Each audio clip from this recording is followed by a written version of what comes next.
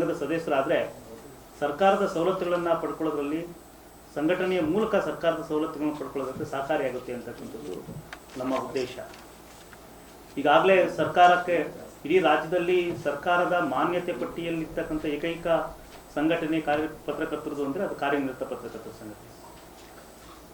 ಸರ್ಕಾರದ ಪತ್ರಿಕೋದ್ಯಮಕ್ಕೆ ಸಂಬಂಧಪಟ್ಟಂತೆ ಸರ್ಕಾರ ಯಾವುದೇ ನೀತಿ ನಿಯಮಗಳನ್ನು ರೂಪಿಸುವಾಗ ಕಾರ್ಯನಿರತ ಪತ್ರಕರ್ತರ ಸಂಘದ ಅಭಿಪ್ರಾಯವನ್ನು ಆಲಿಸುತ್ತೆ ಅಂತಕ್ಕಂಥದ್ದು ಸಂಘಟನೆಗಿರ್ತಕ್ಕಂಥ ಒಂದು ದೊಡ್ಡ ಅವಕಾಶ ಅಂತೇಳಿ ನಾನು ಅಂದ್ಕೊಂಡಿದ್ದೀನಿ.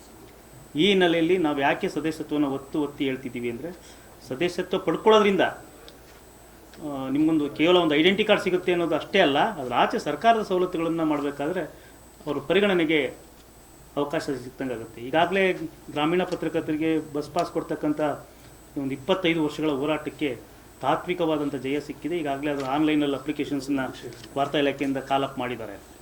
ಅದರಲ್ಲಿ ನಿಯಮಾವಳಿಗಳನ್ನು ಸರಳೀಕರಣಗೊಳಿಸಬೇಕು ಅಂತಕ್ಕಂಥದ್ದು ಭಾಳ ಜನರ ಅಭಿಪ್ರಾಯ ಇತ್ತು. ಅದು ಕೂಡ ಸರ್ಕಾರ ಒಪ್ಕೊಂಡಿದೆ. ಈಗ ಬಜೆಟ್ ಆದಮೇಲೆ ಅದನ್ನು ನಿಯಮಾವಳಿಗಳ ಸರಳೀಕರಣವಾಗಿ ಜಾರಿಗೊಳ್ಳುತ್ತೆ ಅಂತಕ್ಕಂಥ ಭರವಸೆ ಇದೆ. ಈ ಸರಿ ಬಜೆಟ್ನಲ್ಲಿ ಕಾರ್ಯನಿರತ ಪತ್ರಕರ್ತರಿಗೆ ಒಂದು ಬಂಪರ್ ಕೊಡುಗೆ ಇದೆ ಅಂತಕ್ಕಂಥದ್ದನ್ನು CM ಹೇಳಿದ್ದಾರೆ. ಅದು ಯಾವ ಸ್ವರೂಪದಲ್ಲಿರುತ್ತೆ, ಏನಿರುತ್ತೆ ಅಂತ ನಮಗೂ ಗೊತ್ತಿಲ್ಲ. ಆದರೆ ಹಿಂದೆಂದೂ ಇಲ್ಲದಂಥ ಒಂದು ಒಳ್ಳೆ ಕೊಡುಗೆಯನ್ನು ಪತ್ರಕರ್ತರಿಗೆ ನಾವು ಕೊಡ್ತೀವಿ ಅಂತ ಹೇಳ್ತಕ್ಕಂಥದ್ದು ಸರ್ಕಾರ ನಮ್ಮ ಜೊತೆಗೆ ಮಾತಾಡಬೇಕಾದ್ರೆ ಹೇಳಿದೆ. ಆ ನಿರೀಕ್ಷೆಯಲ್ಲಿ ನಾವಿದ್ದೀವಿ.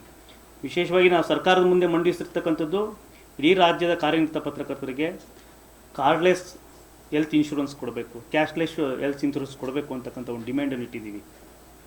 ಬಹಳ ಸಮಸ್ಯೆ ಅಂದರೆ ಆ ಪತ್ರಕರ್ತರಿಗೆ ಆಸ್ಪತ್ರೆಗೆ ಹೋದಾಗ ತುರ್ತು ಚಿಕಿತ್ಸೆಗೆ ಬೇಕಾದಂಥ ಸವಲತ್ತು ಸಿಗಬೇಕು ಅಂತಕ್ಕಂಥದ್ದು ಸಂಘದ ಉದ್ದೇಶ. ಆ ನಿಟ್ಟಿನಲ್ಲಿ ತಾವೆಲ್ಲರೂ ಕೂಡ ಸದಸ್ಯತ್ವವನ್ನು ಪಡಿಬೇಕು. ಕಾರ್ಯನಿರತ ಪತ್ರಕರ್ತರು ಯಾರಿದ್ದಾರೆ ನಿಯಮಾವಳಿಗೆ ಅನುಸಾರವಾಗಿ ಸದಸ್ಯತ್ವವನ್ನು ನಾವು ಕೊಡ್ತೀವಿ ಅಂತಕ್ಕಂಥದ್ದನ್ನು ನಿಮ್ಮ ಗಮನಕ್ಕೆ ತರ ಬಯಸ್ತೀವಿ. ಇದೇ ತಿಂಗಳು 9ನೇ ತಾರೀಕು ನಾವು ಒಂದು ವಾರ್ಷಿಕ ದತ್ತಿ ಪ್ರಶಸ್ತಿ, ಅತ್ಯಂತ ಮಹತ್ವದ ವಾರ್ಷಿಕ ದತ್ತಿ ಪ್ರಶಸ್ತಿ 9ನೇ ತಾರೀಕು ಕೊಪ್ಪಳದಲ್ಲಿ ನಡೀತಾ ಇದೆ.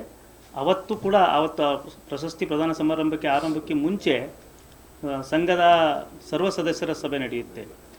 ತುಂಬ ಸಂವಿಧಾನಾತ್ಮಕವಾಗಿ ಪ್ರಜಾಪ್ರಭುತ್ವ ಮಾದರಿಯಲ್ಲಿ ಕರ್ನಾಟಕ ಕಾರ್ಯನಿರತ ಪತ್ರಕರ್ತರ ಸಂಘ ನಡೀತಿರೋದ್ರಿಂದ ಆ ಸರ್ವ ಸದಸ್ಯರ ಸಭೆಗೆ ಯಾರೆಲ್ಲ ಕಾರ್ಯನಿರತ ಪತ್ರಕರ್ತರ ಸಂಘದ ಸದಸ್ಯರಾಗಿದ್ದೀರಿ ಈಗಾಗಲೇ ಅವರೆಲ್ಲರಿಗೂ ಕೂಡ ಭಾಗವಹಿಸಲಿಕ್ಕೆ ಅವಕಾಶ ಇದೆ. ತಾವೆಲ್ಲರೂ ಕೂಡ ಭಾಗವಹಿಸಬೇಕು ಅಂತಕ್ಕಂಥದ್ದು. ಜೊತೆಗೆ ನಮ್ಮ ಜಿಲ್ಲೆಯ 2 ಹಿರಿಯ ಪತ್ರಕರ್ತರಿಗೆ ದತ್ತಿ ಪ್ರಶಸ್ತಿಯನ್ನು ಪ್ರದಾನ ಮಾಡಲಾಗ್ತಿದೆ. 3 ಜನಕ್ಕೆ ಒಂದು ಸ್ಥಾನಿಕ ಸಂಪಾದಕ ಚಂದ್ರಶೇಖರ್ ಶೃಂಗೇರಿ, ಗಿರೀಶ್ ಉಮ್ರಾಯ್ ಮತ್ತು ಕವಿತಾ ಅವರಿಗೆ. ಸೊ ಹಾಗಾಗಿ ತಾವೆಲ್ಲರೂ ಕೂಡ ಆ ಕಾರ್ಯಕ್ರಮದಲ್ಲಿ ಭಾಗವಹಿಸಿ ಅವರಿಗೆ ಗೌರವ ಸಲ್ಲಿಸಬೇಕು. ನಮ್ಮ ಜಿಲ್ಲೆಗೆ ಬಂದಂಥ ಪ್ರಶಸ್ತಿಗೆ ಪೂರಕವಾಗಿ ಒಂದು ಅಭಿನಂದನೆಯನ್ನು ಸಲ್ಲಿಸಬೇಕು ಅಂತೇಳಿ ನಾನು ಕೇಳ್ಕೊಳ್ತೀನಿ. ನಮಸ್ಕಾರ.